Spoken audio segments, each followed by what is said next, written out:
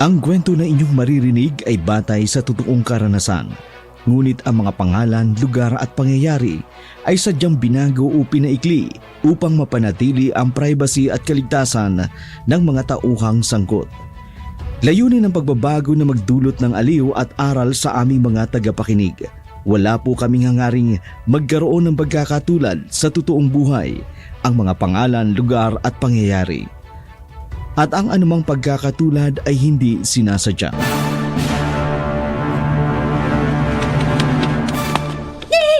Monse! Kawawi! Hoy! Anong ginagawa mo sa anak ko? Wala po akong ginagawa sa kanya. Mommy, I'm scared! Halimaw siya! Anong ginagawa mo sa anak ko? Wala nga ako sabing ginawa. Dumaan lang ako dito at hindi ko alam kung bakit sumisigaw ang anak mo. Dahil halimaw ka! Look at yourself! Mommy, look at her! Bakit namumula yung mga mata niya? Saka ano yung lumalabas sa bibig niya? Halimaw! Ah! Tulong! Halimaw! Oh, Mommy! Help! Ah!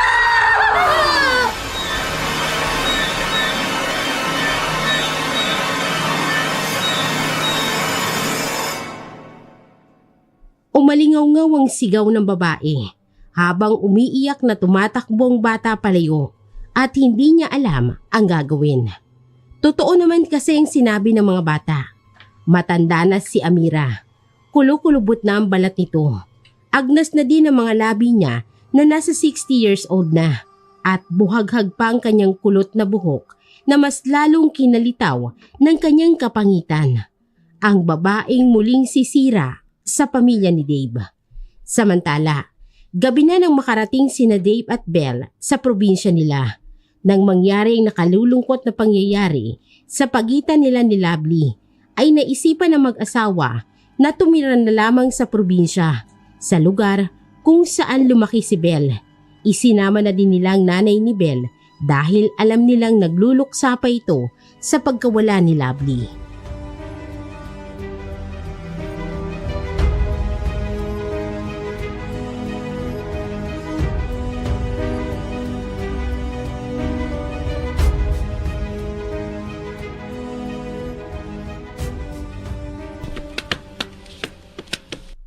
Han, okay ba talaga sa'yo na dito tayo titira? Oo naman. Besides, gusto ko munang kalimutan ang mga nangyari sa lugar na yun. Para kasing sumasakit ang dibdib ko na malamang may kapatid pa ako at may gusto pa sa asawa ko. Sabagay, tama ka. Sorry kung hindi na kita naalala ng mga oras na yun. Sinabi ko naman sa'yo, huwag mo nang isipin yun. Mahal kita, Dave. Kaya lahat gagawin ko kahit ikapahamak ko pa. Talagang pinabibilib ako ng asawa ko Kaya nga ikaw ang napili ko. Kasi napakabait mo na at napakaganda pa. Naku, nambola ka pa. Tulungan mo na nga si Mama dun sa labas. Siya nga pala. Kanino palang ba ito? Sorry kung naitanong ko lang. Bahay namin to ni tatay nung nabubuhay pa siya. Noong nawala siya, nakipagsapala rin ako sa Maynila para mabuhay. Wala talaga akong idea kay nanay noon dahil ayaw naman sabihin ni tatay sa akin ng totoo.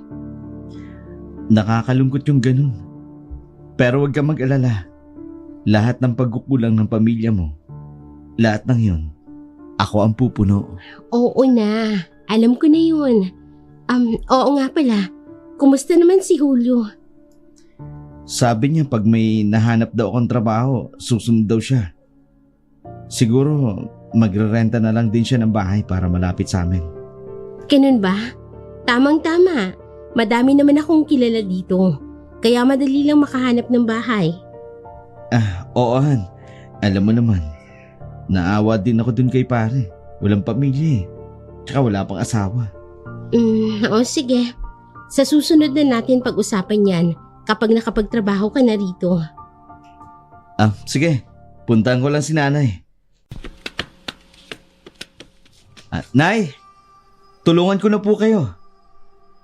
Nako, nag-abala ka pa. Konti lang naman ang mga gamit. Kaya kayang-kaya ko naman to. Ano ka ba, Nay? Bisita namin kayo dito. Isa pa, babae kayo. Trabaho po yan ng mga lalaki. Naku, ikaw talagang bata ka. O siya, sige na. Ang swerte naman ng anak ko sa'yo. Ako po ang swerte sa anak niyo. Napakabait, maganda, at maalagang asawa. O siya, sige na. At nang makapagluto na din ako para sa hapunan.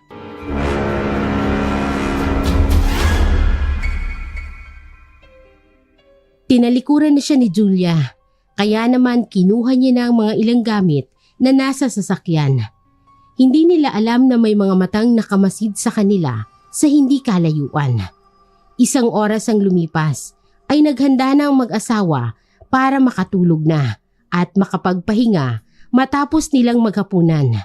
Kinabukasan, maagang gumising si Belle para ipaghanda ang asawa at ang kasama niya sa bahay. Bumili na din siya ng mga gulay na kakailanganin niya para sa pagluluto. Kabisado naman niya ang tindahan sa probinsya nila. Medyo may kalayuan din sa palengke. At may distansya rin ng mga bahay na itinayo doon. Maya-maya lang ay lumabas na ang nanay ni Belle na tila ba nagustuhan ng naamoy niyang niluluto ni Belle.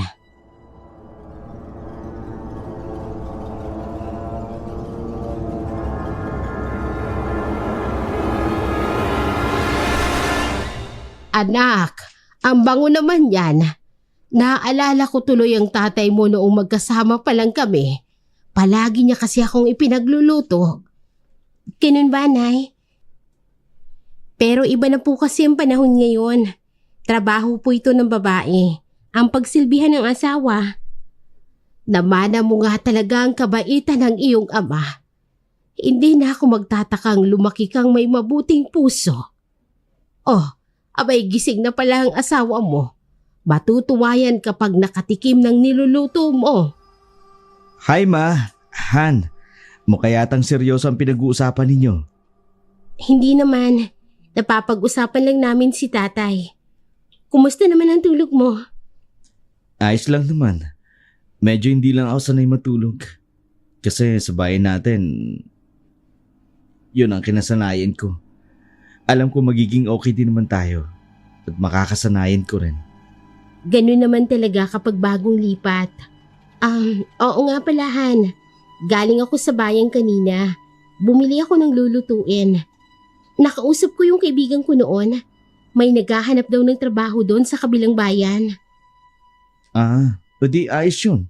Para may libangan din ako kahit papano. Ano bang trabaho? Tagapamahala ng mga tanim niya. Sa pagkakaalam ko, isang donya daw ang may-ari ng mga pananim na yun. Naghahanap siya ng 2 trabahador. Kaya sakto yun. Kapag nakapasok ka na, sunduin mo na si Julio. Kakausapin ko din yung isa ko pang kakilala. Napansamantalang magre-renta sa bahay niya si Julio. Di ayos yan. Sige mamaya pupuntahan ko. Siguro yung malaking bahay na nakatayo sa di kalayuan ng bahay natin na sinasabi mo. Sigurado ka ba? Ihahatid na kita. Ano ka ba? Hindi na. Isa pa ayaw ko na mapagod ka. At mag-isa ka na lang maglakad pa uwi. Kaya kaming 2 na lang. Dito ka na lang sa bahay.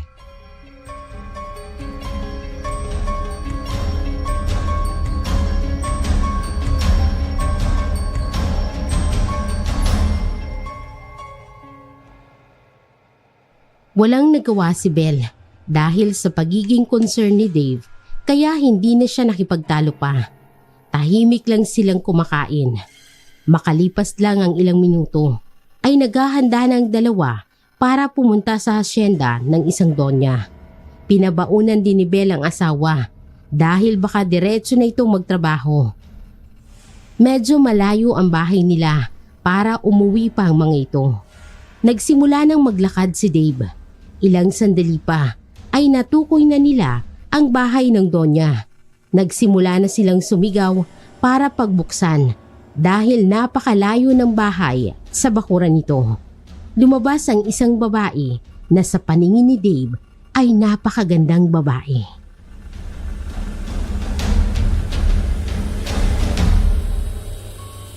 Magandang araw sa'yo. Anong kailangan mo? Miss, sabi kasi ng kakilala ko, naghahanap daw kayo ng trabador para sa taniman ninyo. Ang gwapo naman ng lalaking ito. Oo, kailangan ko nga. Mag-a-apply ka ba? Pwede po ba? Oo, tamang-tama. Kailangan ko na talaga ng mga trabahador sa mga taniman ko. Hindi ko kasi kayang mag-isa na mag-alaga ng mga ito. Ibig sabihin po, pasok na ho ako? Oo naman, pasok na pasok. Ay, wala namang ibang pumunta dito para mag-apply ng trabaho, kundi ikaw lang. Kaya pwede ka na magsimula ngayon din. Talaga ho? Wow! Hindi ka lang pala maganda, ma'am. Mabait pa. Siya nga pala. Kung kailangan niyo po ng isa, may kaibigan po ako. Kasi kailangan niya rin po ng trabaho. Oo, sige. Papuntahin mo na lang siya dito. Halika, pumasok ka na. Ihahatid kita doon sa taniman. Aalis din kasi ako kaya hindi ko maaasikaso yun. Pero babalik naman ako agad. Sige po. Salamat. Matagal na ba kayo nagtatrabaho sa taniman? Actually po sa Maynila kami. Wala kaming ideya sa pagtatrabaho rito. Pero tsaka po, kakayanin namin. Ayan, nakikita mo yan? Lahat ng yan ay mga pag-aari ko. Ang laki naman po ng pag-aari ninyo. Hindi ko po akalain. May nakatayong mansyon sa gitna. May paninim pa rito sa likod ng bahay ninyo. Sinadya ko talagang itanim ang mga yan dito sa likod. Kasi yung mga ibang tao, namimihasa sa pagnanakaw kung malaman nilang may mga pananim ka. Sabagay, tama po kayo. Siya nga pala, huwag kang magpapapawis ha. Oh, paano ba yan? Aalis na muna ako. Babalik din ako ng mga ilang minuto. May kakausapin lang ako. Sige ho.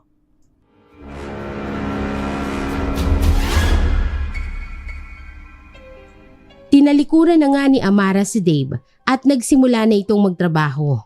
Hindi malaman ni Dave kung bakit parang nag-ibang ihip ng hangin.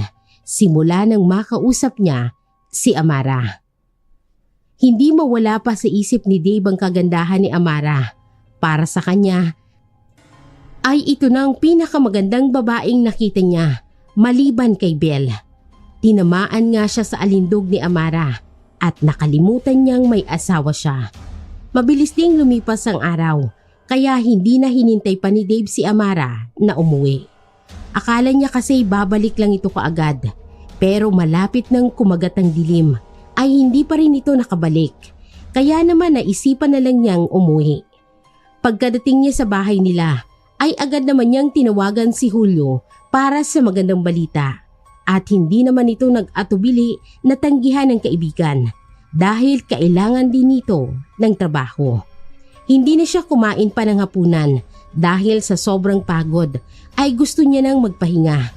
Nagising si Dave nang makarinig siya ng ingay mula sa labas at alam niyang ang kaibigan niya na ito.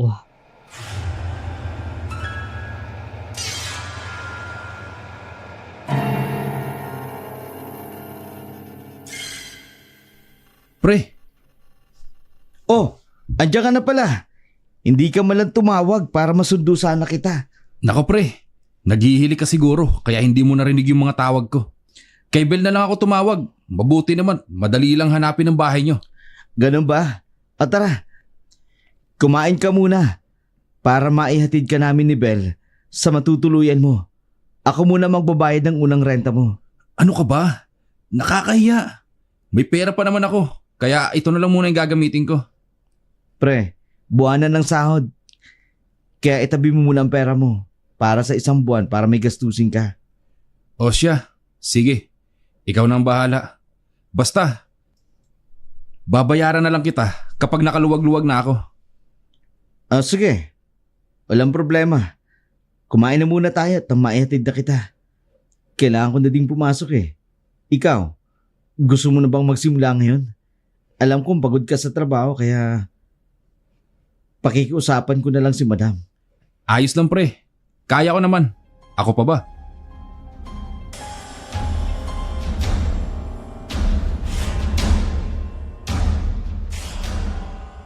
Matapos ang pag-uusap ng dalawa, ay hinatid na nga ni Belle at Dave si Julio para sa matutuluyan niya pansamantala.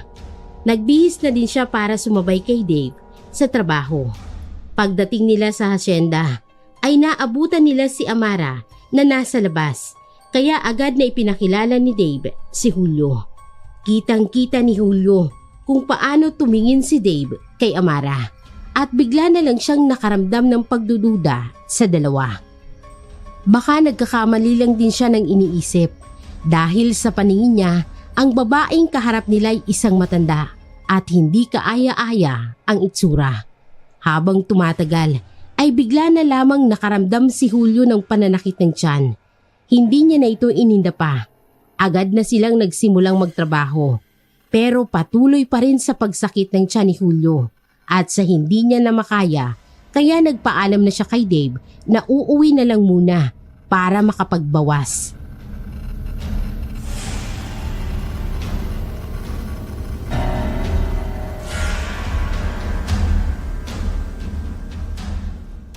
Uuwi na muna ako.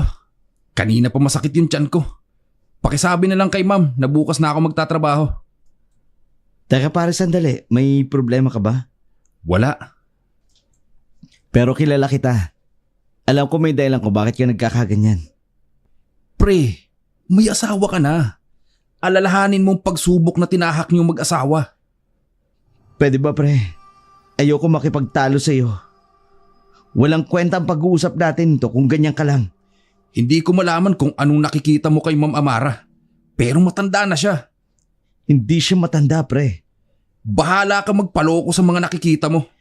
Ewan ko sa'yo. Di kita maintindihan. Mas hindi kita maintindihan. Bahala ka sa buhay mo. Uuwi na ako. Pakisabi na lang kay ma'am. Masakit ang tiyan ko. Ano bang nangyari doon? Magkapagtrabaho na nga lang. Kesa isipin ko pa si pare.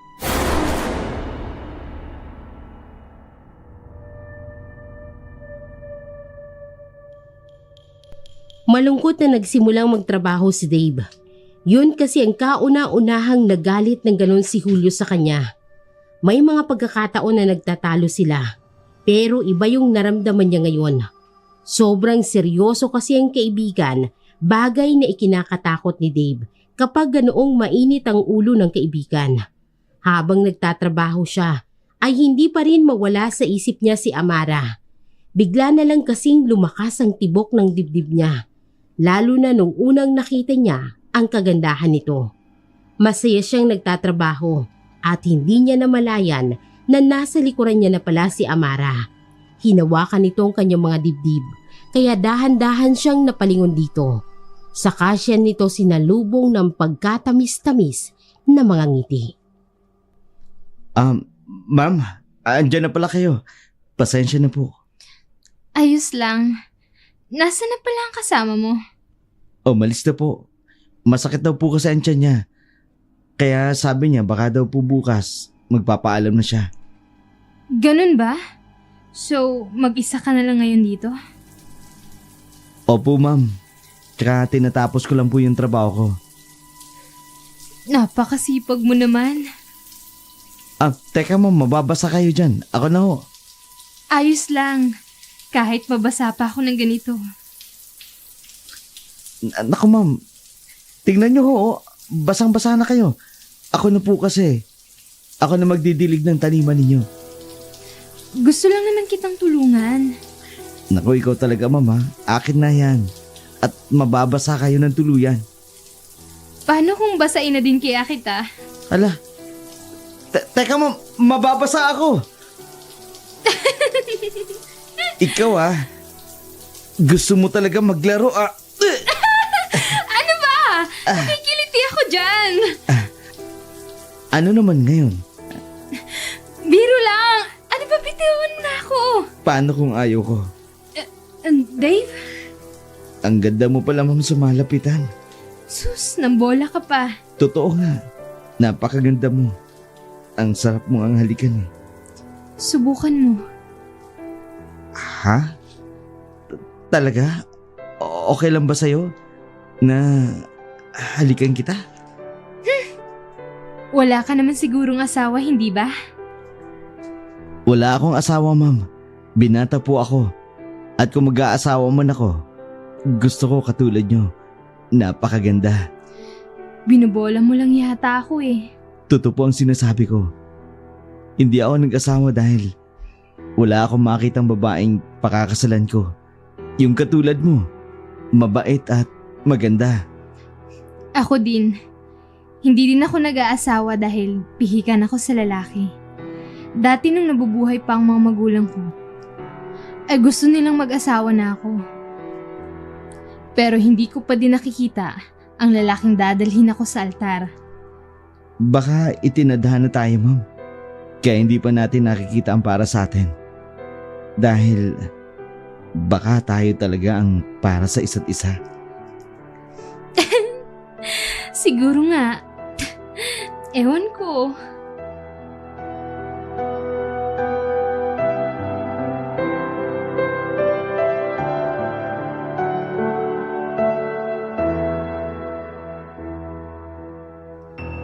Ibang nararamdaman ni Dave na magkausap sila ni Amara. Tila ba nabibighani siya sa kagandahan nito. Nawala sa isip niya na may asawa siyang tao, kaya nagawa niyang magsinungaling na isa siyang binata. Matapos ang araw na yon, ay nagpaalam na si Dave kay Amara para umuwi. Inabot na din kasi siya ng gabi sa bahay ni Amara. Madami silang pinag-usapan tungkol sa mga buhay nila at nagawang magsinungaling ni Dave sa lahat ng bagay. Hindi niya malaman kung bakit kapag kaharap niya si Amara ay nakakalimutan niya si Belle. Tinahak na ni Dave ang daan pauwi sa kanila at malayo pa lang. Kita niya nang nasa labas ng bahay si Belle. Nakakross pa ang mga kamay nito at tsak niyang galit ito. Bakit ngayon ka lang? Anong oras na? Ang tagal kasing umuwi ni Ma'am Amara kaya hindi ko maiwan ang mga pananim. Nang ganitong oras? Pasensya na ha. Pasensya. Hoy Dave, alalahanin mo kung paano tayo nag-away noon. Dahil Ano bang pinagpuputok ng butsi mo? Hanggang dito ba naman dinala mo yon? Nagsiselos ka pa rin? sino bang hindi magagalit? Unang trabaho mo palang gabi ka na umuwi. Si Julio kanina pa umuwi. Dahil sumakit ang tiyan niya. Kaya siya naunang umuwi. Bakit hindi ka nalang sumabay sa kanyang umuwi? Gusto mo bang mawalan kagad ako ng trabaho? Dahil mas uunahin ko pa yung pagsiselos mo? Hindi ako nagsiselos. Oh, bakit ka nagkakaganyan? Pwede ba pagod ako, Belle? Pagod ako sa pagtatrabaho para lang may maipakain sa'yo. Kaya kung pwede lang, wag mo na akong guluhin. Teka, Ano ba? Gusto mo ba talagang masaktan? aray ko! Dave, ano ba? Bakit mo sinasaktan ang asawa mo? Pwede ba tumigil ka matanda ka? Kung hindi dahil dito sa anak mo, hindi kita isasama rito. Dave, sumusobra ka na. Huwag mong pagsasalitaan ng ganyan si nanay. Ano bang nangyayari sa'yo? Huwag niyo muna akong kausapin. Huwag niyo akong guguluhin dahil pagod ako sa trabaho. Isang araw ka palang nagtatrabaho, pagod ka na agad? Ano bang nangyayari sa'yo? Wala kang pake. Asawa lang kita. Hindi kita nanay kaya kung pwede lang, tumahimik ka na! Dave! Dave!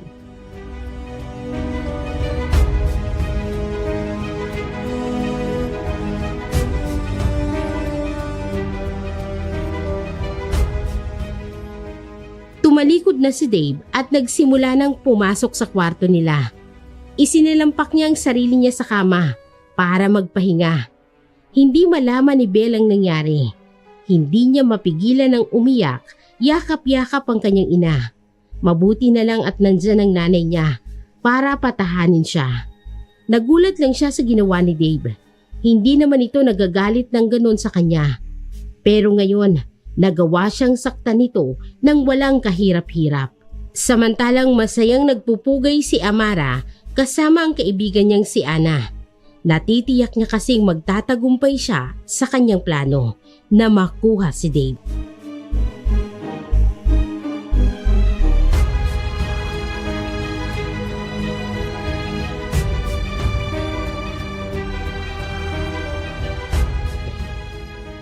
Sigurado ka ba sa ginagawa mo, Amara? Oo naman, bakit naman hindi? Pamilyadong taong pinaglalaroan mo. Ang sabi niya sa akin, wala siyang asawa. Kaya sigurado akong nagagandahan siya sa alindog ko. Ay nako, Amara. Dati, yung isang trabahador ang ginayuma mo. Ngayon, bago naman. Nung nakita ko kasi sila nung nakaraang gabi na naglilipat ng bahay, nagwapuhan ako kay Dave. Gusto ko siya. Ay, lahat naman yata ng lalaking gusto mo, nakukuha mo. Ganun lang dapat ang gagawin sa mga lalaki. Paglalaruan. Dahil pa rin ba to sa pag-iwan ng karelasyon mo noon? Kung pwede lang, pinektosan na kita kanina pa. Ilang dekada nang lumipas, palayain mo ng sarili mo. Hinding-hindi ko makakalimutan ang pagtataksil niya sa akin noong kinasal kami. Kaya gusto ko lang iparamdam sa ibang tao kung paano pagtaksilan. Inosenteng tao sina Dave. Wala silang alam sa nangyari sa'yo noon. Bakit silang paghihigantihan mo? Pwede ba, Anton, Ana? Andito tayo para magdiwang. Hindi para sermonan mo ako sa ginagawa ko. Hay, bahala ka. Buhay mo naman yan. Pero wag na wag kang magsisisi kung darating ang araw na mas doble pang balik sa'yo ng mga ginagawa mo. Hindi mangyayari yun. Walang sino man ang makakatalo sa akin. Sa bagay, isa ka palang aswang. Sino bang gustong kumalaban sa'yo? Aish! Mag-enjoy na nga tayo. Tama ng dada. Basta itutuloy ko ang plano kong pang-aakit kay Dave. Gwapo naman siya. At sa paningin niya sa akin, ay napakagandang dalaga. Hay, loka-loka ka talaga.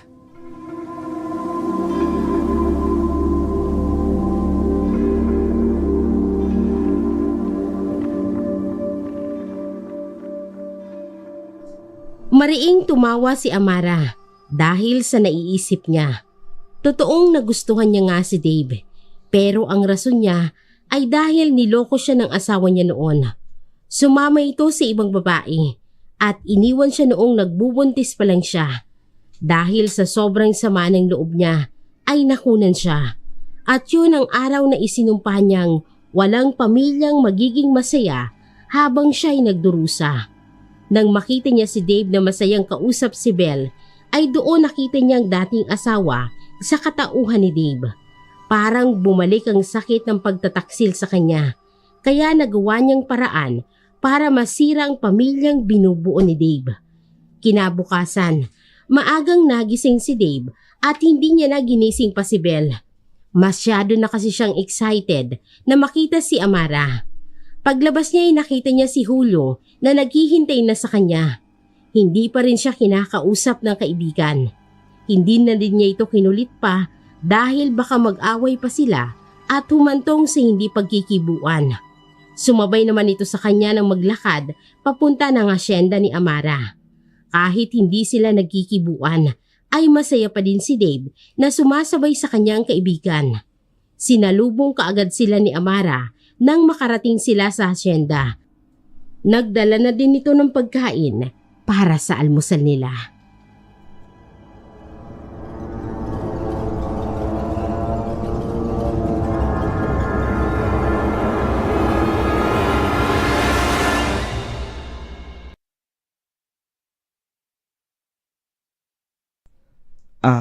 Ma'am, salamat ho. Pero hindi nyo na po dapat ginawa ito. Nagbaon naman po kami. Ano ka ba? Maliit na bagay lang yan. Gusto ko lang din magpasalamat dahil sa tagal ng panahon na naghahanap ako ng trabahador, ngayon lang may naglakas ng loob. Ganun ba, ma'am? Masyadong formal naman kung tatawagin mo akong ma'am. Amara na lang. Nako, nakakaya naman, ma'am. Huwag na kayong mahiya. Amara na lang itawag niyo sa akin. O siya, maiwan ko na kayo ha. Kung may kailangan kayo, nasa loob lang ako. Huwag kayong mahihiyang tawagin ako. Sige po, ma'am. I mean, Amara. Pre? Galit ka ba sa akin? Kahit naman magalit ako sa'yo, kaibigan pa rin kita. Kaya ayaw kong magtanim ng sama ng loob sa'yo. Pasensya na sa mga nasabi ko nung kahapon ha. Ayos na yun pre. Pero sana, huwag mong kalimutang may asawa ka. Pre, huwag mong hayaang masira na naman kayo ulit ni Bel. Sana, mali ang iniisip ko. Siguro nga tamang hinala mo. Anong ibig mong sabihin? Hindi ko alam kung paano ipaliliwanag ang lahat. Pero unti-unti, nawawala ng pagmamahal ko kay Bel. Ano? Imposible yan. Anong nangyayari sa'yo? Hindi na kita kilala. Pre, maniwala ka sa hindi. Nawala na ako ng gana sa kanya. Dahil sa pagiging silosa niya. Nahihibang ka na ba? Noon lang, halos pinagsigawan mong kung gaano mo kamahal si Bel. Ang pagmamahal nagbabago, nawawala, napupuno. Napuno na ako sa pag-aaway niya sa akin. Maintindihan mo din ako balang araw. Pag nagkaasawa ka na. Lintik naman yan preo. Alalahanin mo ang mga pagsubok ninyong dalawa. Sinusubukan ko naman sa sarili ko na magpasensya sa lahat. Lalo na sa mga pambibintang niya sa akin. Pero tuwing naalala ko kung paano niya ako pinagtutulakan kapag nagsiselos siya, nawawala ang pagmamahal ko sa kanya. Wala naman sigurong kinalaman si Ma'am Amara sa pagkawala ng pagmamahal mo kay Bel. Hindi ba? Ewan ko pre. Ano? Huwag mong sabihin, may gusto ka na sa matandang yun. Hindi siya matanda. Dalaga pa siya at wala pa siyang asawa. Paano ka nakasisiguro? Nagkausap kami kahapon nung umalis ka na. Iba ang pakiramdam ko ng mga sandaling yun. Hindi na kita maintindihan pre. Hindi ko alam kung anong nakikita mo sa kanya. Pero maniwala ka sa akin. Pangit si Amara. Matanda na siya. Ayoko mag-away tayo dahil lamang dyan. Irespeto mo sana ang desisyon ko. Bahala ka pre. Buhay mo naman yan. Pero sana, wag mong pagsisisihan ang lahat. Mas lalong wag mong pagsisihan kung si Bel na ang mapagod sa'yo.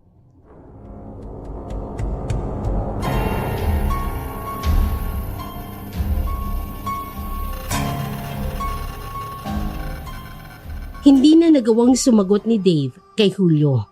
Nagsasabi na lang siya ng nararamdaman niya. Totoong nawawala na siya ng gana kay Bel dahil kay Amara. Palagi na lang kasing sumasagi sa isip niya si Amara. Kahit sa pagtulog niya ay ang dalaga ang laging napapanaginipan.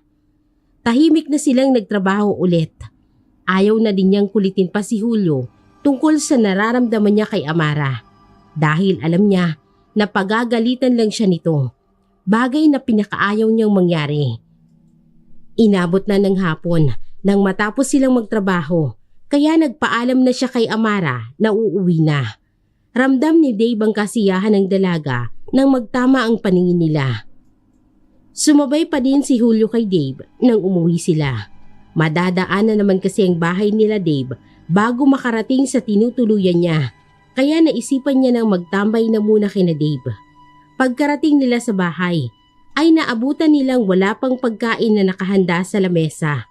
Kaya sumiklab na naman ang galit ni Dave.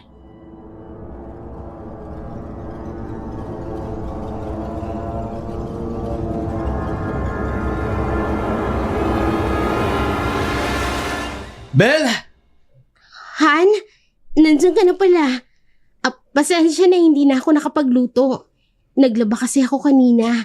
Tapos si nanay naman umalis. Wala ka talagang kwentang asawa. Ha? Yan na nga lang trabaho mo, hindi mo pa magawa. Dave, madami din akong ginawa sa bahay. Hindi lang isa kundi lahat ng gawaing bahay ang ginagawa ko. At talagang sumasagot ka pa ha? Hoy Dave! Ano pang ginagawa mo sa asawa mo? Bakit ka ba nangingialam? Sino bang matutuwa sa ganyan? Pag uwi mo ng bahay, gutom na gutom ka, walang ipapakain? Narinig mo naman ang sinabi ni Bel, di ba? Madami siyang ginawa, kaya hindi siya nakapagluto. Anong mahirap intindihin doon? Ano bang pakialam mo? Ha? May gusto ka ba sa asawa ko kaya pinagtatanggol mo siya? Ano bang nangyayari sa'yo? Palagi mo na lang pinagtatanggol si Bel! Ano, may gusto ka sa kanya? Gago! Ayop ka! Bakit mo ko sinuntok? Tama lang yan sa'yo para matauhan ka! Nawawalan ka na ng respeto sa asawa mo! Gago ka! Ano ba? Tama na! Dave! Julio, tama na! Talagang si Julio ang nilapitan mo, Bel! At ipinamukha mo talaga sa akin na may relasyon kayong dalawa! Ano bang nangyayari sa'yo? Hindi totoo yung binibintang mo! Pwede ba? Huwag mong bibilugin ang ulo ko! Magsama kayong dalawa! Alam mo, Dave, hindi na kita kilala! Kitang-kita naman na may gusto si Julio sa'yo! Kaya yan pumunta dito! Kaya yan sumunod sa atin! Hindi trabaho ang sadya niya, kundi ikaw! Kaya yan, ibibigay kita sa kanya! Ang taba ng utak mo, pre, ha? Ikaw na nga yung may ginagawang kalokohan. Ikaw pa yung nag-iinarte ng ganyan! Anong ibig mong sabihin? Tumahimik ka! Tumahimik ka! Ayos ka, pre! Tunay nga sinasabi sa kasulatan, kung sino nang may kasalanan, siya pa ang naghahanap ng mapagbibintangan para may tago ang kanyang kasalanan. Diyan na nga kayo! Dave! Dave, saan ka na naman pupunta? Bumalik ka na muna dito! Ano ba? Huwag mo na siyang sundan. Ano bang sinasabi mo kanina? Hindi ko maintindihan. Tuluyan ang nabilog ng matandang yon, ang utak ni Dave. Sino? Yung amo namin, si Ma'am Amara. Pero matanda na yun, ayon sa kakilala ko. Matandang dalaga si Amara. Iniwan at pinagtaksila ng asawa niya. Kaya hindi niya magawang mag-asawa pa ulit. Hindi ko nga rin alam kung bakit sinasabi ni Dave na nakita niya kay Ma'am Amara ay isang magandang babae. Ano? Mauna na ako. Kailangan ko na munang ayusin ang mga gamit ko.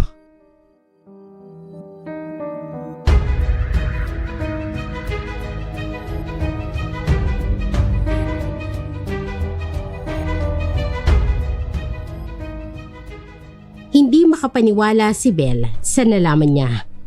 Sinigurado niyang isang matanda si Amara, isang pangit na matanda ayon sa kausap niya noon na naghahanap ng trabahador. Biglang bumilis ang tibok ng puso ni Bel dahil parang nararamdaman niya na may hindi tamang nangyayari. Kaya sinundan niya si Dave. Hindi pansin ni Dave na nakasunod si Bel sa kanya habang papunta ito kay Amara. Naabutan niya si Amara na may kausap. Kaya hinintay niya na lang na matapos ang pag-uusap nila. Naramdaman naman ni Amara ang presensya niya, kaya kaagad na pinatay niya ang tawag sa kahumarap kay Dave.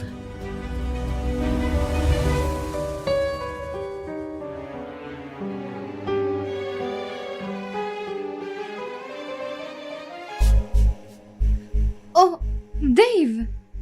Anong ginagawa mo dito? Malalim na ang gabi ah. Hindi ko alam kung bakit palaging ikaw na lang nakikita ko. Amara, mahal kita. Sigurado ka ba sa sinasabi mo? Baka nagkakamali ka lang. Hindi ako pwedeng magkamali. Yun ang nararamdaman ko. Nung una pa lang kitang nakita, sigurado na ako. Mahal din naman kita, Dave. At masaya ako na pumunta ka dito ngayon para sabihin sa akin yan. Salamat, Amara. Pangako ko sa'yo, hindi kita sasaktan. Dave, isa lang ang hiling ko sa buhay. Ano yun? Pakasalan mo ako. Isa yun sa pangarap ko. Ang pakasalan ako ng lalaking mahal ako. Pero masyado pang maaga para dyan. Hindi ba pwedeng ganito na lang muna tayo? Mahal mo ko, mahal din kita. Pag pinakasalan mo ako, mapupunta sa'yo lahat ng ari-arian ko. Yayaman ka, Dave. At saka, isa yan sa pangarap ko. Ang maikasal. Amara. Sinasabi ko na nga ba? Taksil ka, Dave! Pinapasa mo sa akin ang kasalanang hindi ko naman ginawa! Anong ginagawa mo dito? At sino ka naman? Ako lang naman ang asawa ng lalaking kinakalantari mo! Hoy, matandang pangit! Tigilan mo ang asawa ko! Matanda? Tingnan mo nga ang mukha ko, ha? Ang bata ko kaya? Kahit sa paningin ni Dave, bata ako.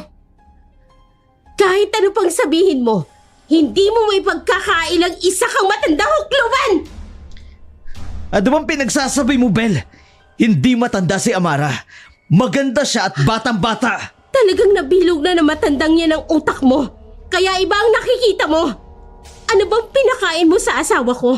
At patay na patay siya sa'yo. Oh, ang sabi kasi ni Dave, wala siyang asawa. Hindi ko yan asawa. Katulong lang namin yan sa bahay. Ang kapal ng mukha mo! Hayop ka! Ibinigay ko sa iyong lahat.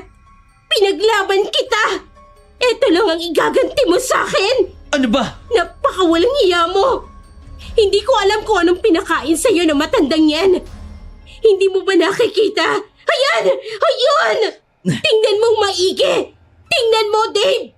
Matanda na yan! Kahit ano pang sabihin mo, hindi siya matanda para sa akin. Naiintindihan mo? Kaya pwede ba umalis ka na? Dave!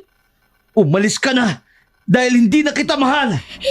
Bakit mo sinasabi ang lahat ng ganyan sa akin? Dahil yun ang totoo! Pagod na ako sa'yo. Pagod na ako sa pagbubunganga mo! Akala ko ba mahal mo ko? Akala mo lang yun! Pero ang totoo, hindi kita mahal! Hindi! Kaya gaya ng sinabi ko, ang pagmamahal pwedeng magbago sa hindi mo inaasang pagkakataon. Hindi totoo yan. Hindi totoo yan. Totoo yan. Si Amara. Sige. Sabihin niyong matanda siya. Pero minahal ko siya. Alam ko kung bakit at nararamdaman ko yun sa kanya. Pero sa'yo hindi ko nararamdaman. Pagpasok ko sa trabaho, inaalagaan niya ako. Pero ikaw, umuuwi ako ng bahay pero bunganga mo ang sumasalubong sa akin. Yang bunganga mo ang rumerepeke sa tenga ko. Kesa unay, tanungin ako kung okay lang ba ako, kung kumain na ba ako o hindi. Yun lang ba ang rason mo? Ang babaw mo! Napakalaking impact nun sa akin. Para sa aming mga lalaki, ang gusto namin sa mga babae, inaalagaan kami. Pinupunasan ang pawis namin sa likod. Iniistima kami. Pero ikaw hindi mo maginawa. Hindi mo ako makumusta, pero nagbubunganga ka na. Kaya umalis ka na bago pa kita masaktan. Hindi! Ako nang nakikiusap sa'yo na umalis ka na.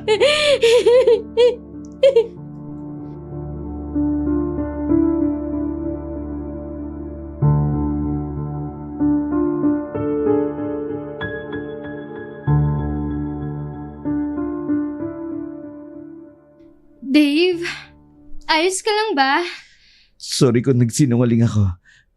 Na wala akong asawa. Ayos lang. Magpahinga ka na muna. Tsaka mo na ako kausapin kapag handa ka na magpakasal sa akin. Salamat sa pag-iintindi mo, Amara. Sa'yo ko lang nakita ang pagmamahal na hinahanap ko. Balikan mo ako kapag handa ka na. Andito lang ako palagi. Maghihintay sa'yo.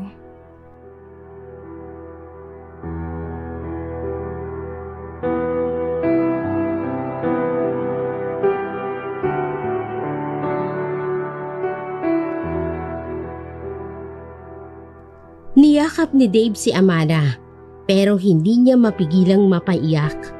Naguguluhan siya sa nararamdaman niya. Naawa din siya kay Bel, pero mas nangingibabaw ang pagmamahal niya kay Amara. Hindi na siya umuwi sa kanila. Naghanap na lang siya sa bayan ng matutuluyan. Samantalang umuwing luhaan si Bel at hindi niya alam ang gagawin kung paano niya mababawi ang asawa niya. Nasa bahay na siya at andun si Julio para patahanin siya. Kahit masakit para sa kanya, ay mas pinili niyang umuwi kaysa saktan siya ni Dave.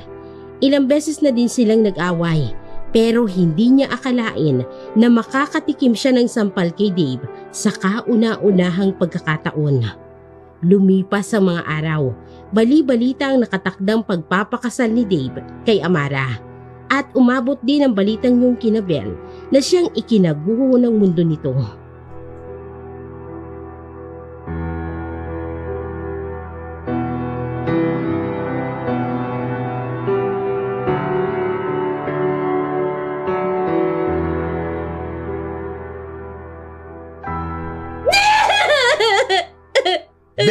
Tama na!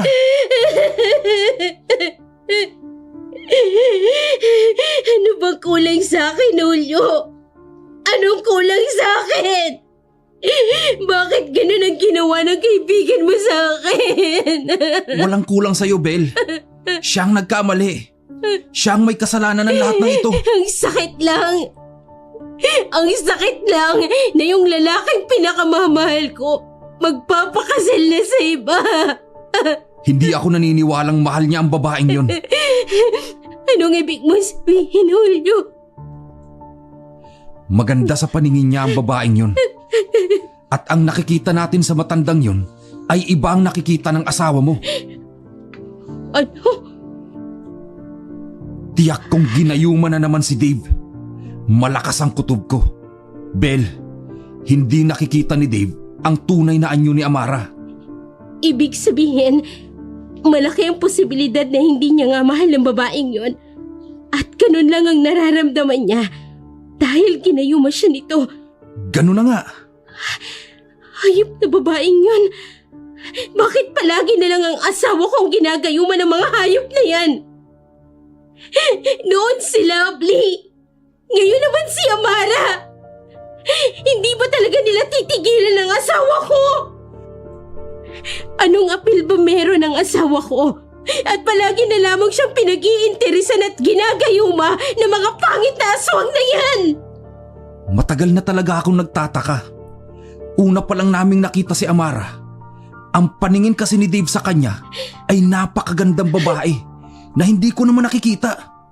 Kaya sigurado ako na ginayuma nga ang asawa mo. Anong gagawin natin? Julio, kailangang mabawi ko ang asawa ko bago pa man sila'y kasal ng hayop na matandang yon. May kilala ka bang albularyo dito? Tulad ng pinuntahan natin noon. Yung oras na ginayuma din si Dave ni Lovely. Teka, sa pagkakaalam ko meron. Hindi ko lang matandaan yun kasi isang beses lang kami pumunta ni tatay noon. Puntahan na natin. Kailangan nating malaman kung anong klaseng gayumang binigay kay Dave at papaano natin malalabanan ito. Sige, magbibihis lang ako. Hihintay na lang kita sa labas.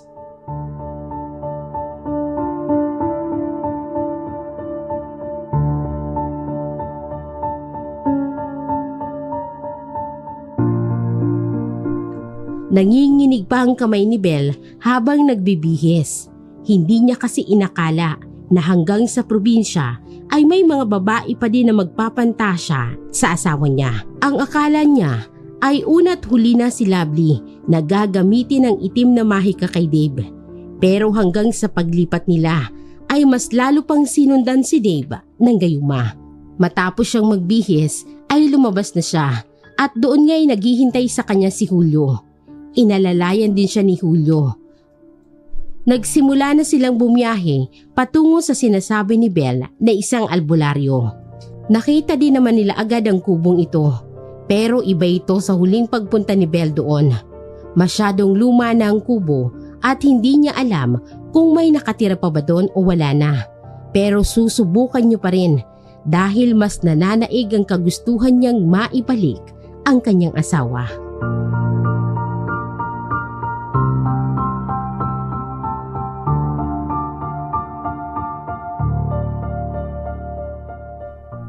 Tao po! Sigurado ka ba dito yon? Oo, hindi ako pwedeng magkamali. Nag-iba lang ang forma niya dahil sa kalumaan nito. Pero sigurado akong dito nga yun. Bakit parang wala namang katao-tao? Baka naman lumipat na yun ang bahay. Hindi ko din alam, pero magbabaka sakali pa rin tayo. Tao po? Hello? Mukhang wala na nga yatang tao dito. Wala ka na bang alam na iba pang albularyo dito? Wala na. Ito lang ang albularyo na kilala namin.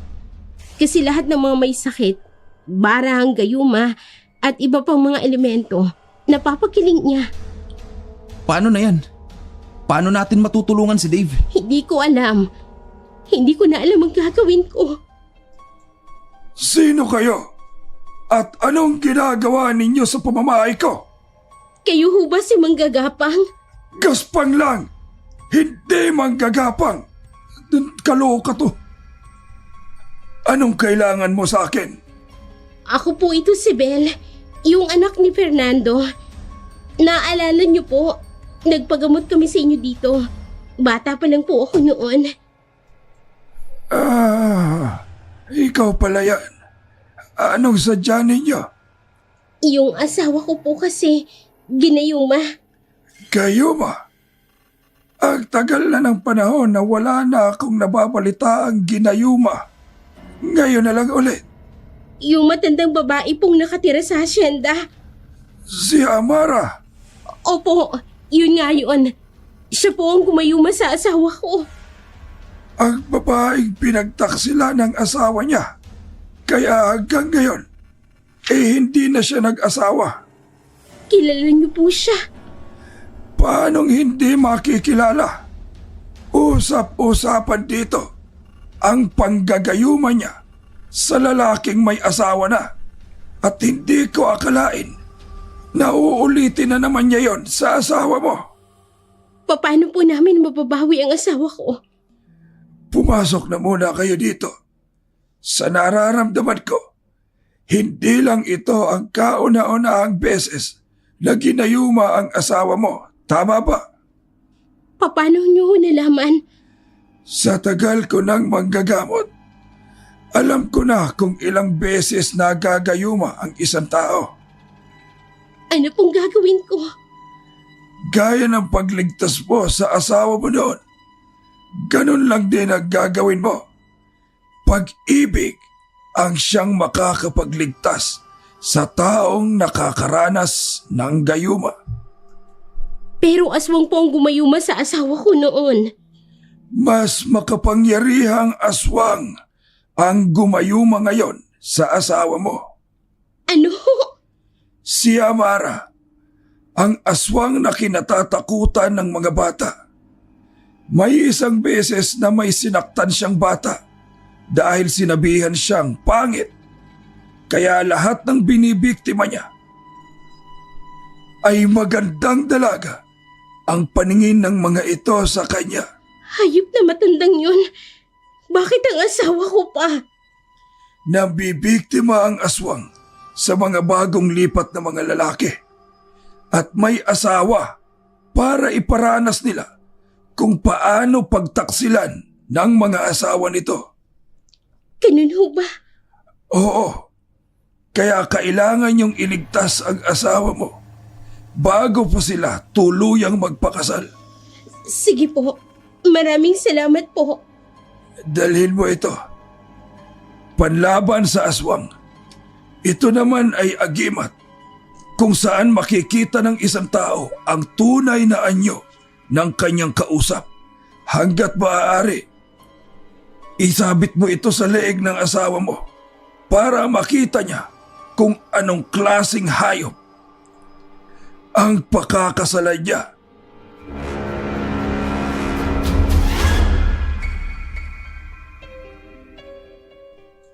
Takot ang nararamdaman ni Belle ng mga oras na yun dahil alam niya ang kahihinatnan kung hindi niya mababawi ang asawa niya.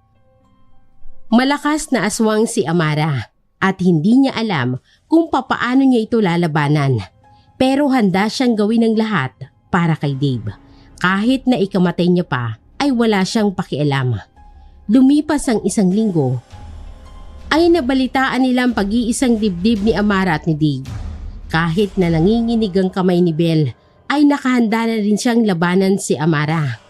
Kasama niya si Julio at hindi siya nito iniwan kahit na nagpasalamat na din siya dito dahil tunay nga itong kaibigan ni Dave. Minsan ang nakatagpo ng ganitong klase ng kaibigan kaya napahanga si Belle dito. Idadaos ang kasal ni na Dave sa tabi ng dagat. Nakahanda na din ang lahat. Konti lang ang dumalo dahil ayaw ng mga tao na pumunta sa kasal ni Amara. Dahil kilala ng mga ito ang matanda.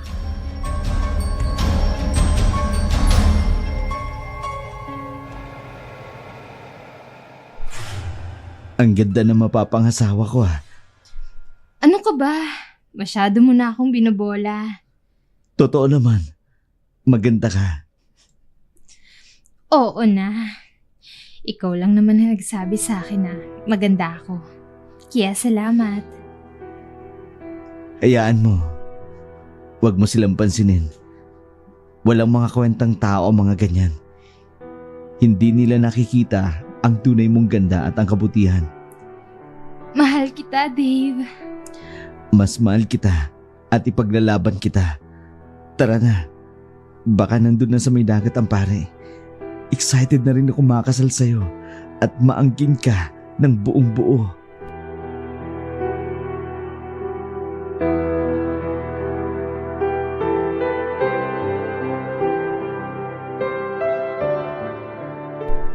Hindi na sumagot pa si Amara.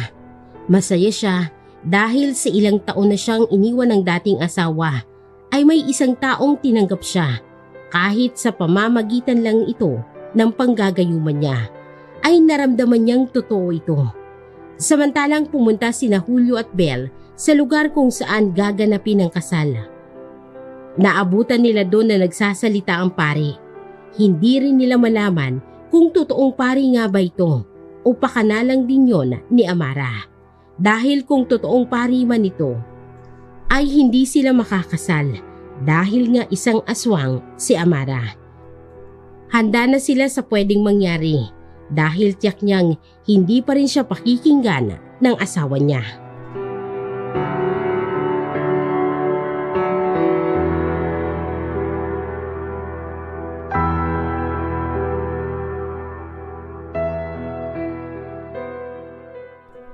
Gusto ko lang ipaalam sa inyo na ang pag-aasawa ay hindi parang kaning isusubo na iluluwa pag napaso. Alam niyo naman sa panahon ngayon, marami na ang nag-aadik. At dahil sa pag-aadik nila, hindi na nila nakikita ang tunay na halaga at ganda ng pag-aasawa.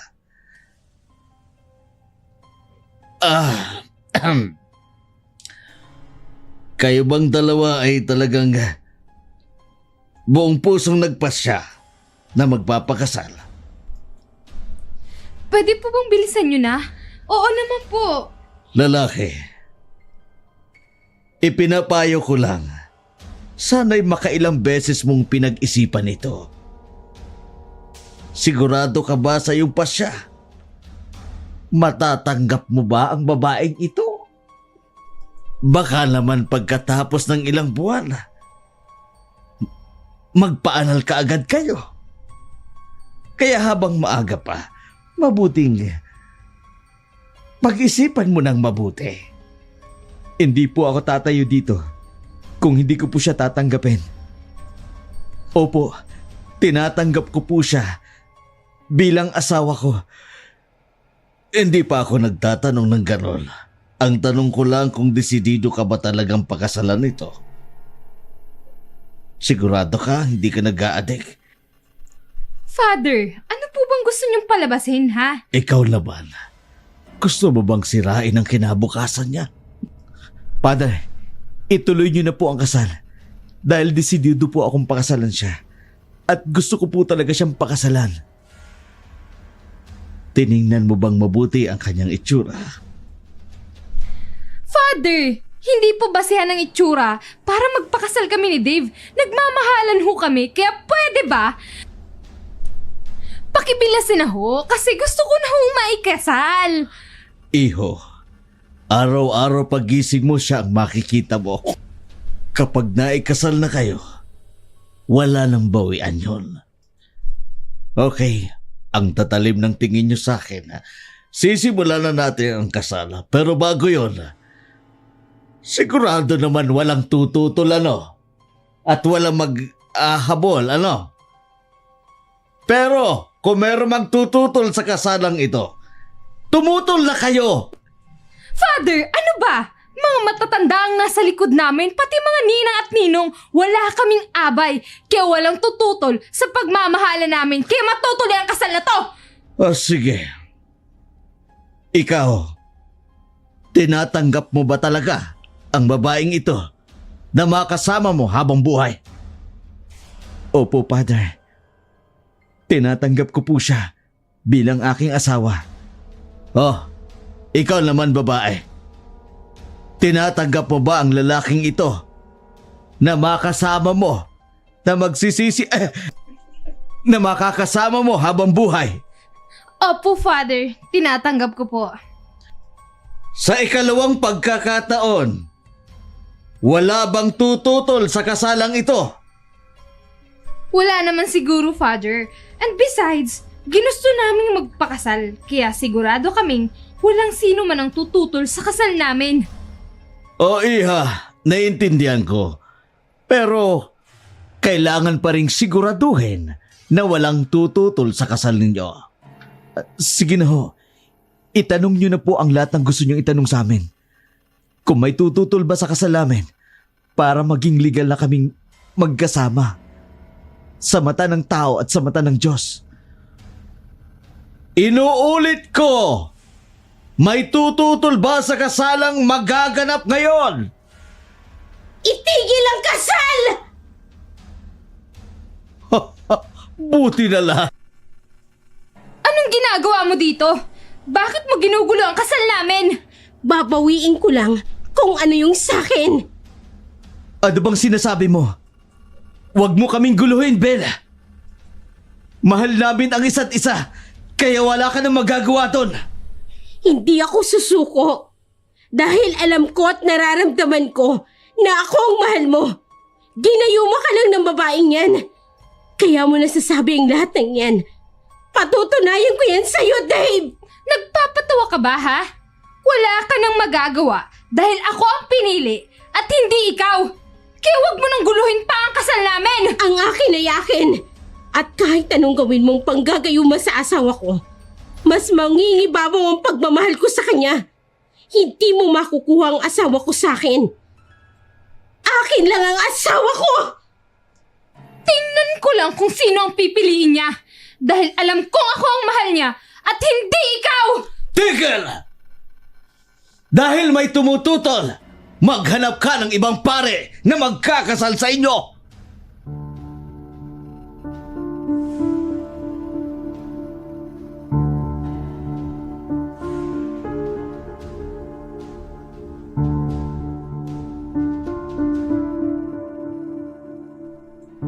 Sobrang kinabahan si Belle dahil sa panghahamon niya kay Amara.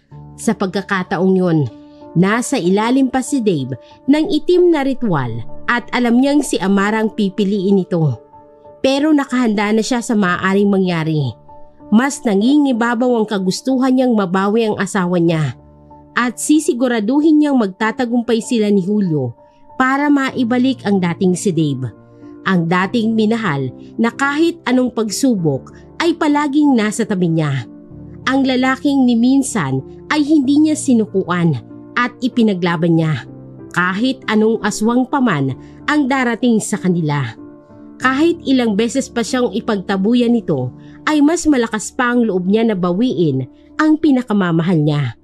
Ang asawa niyang kakampi niya sa kahit na anong laban na sumasailalim sa panggagayuma ng isang pangit na aswang.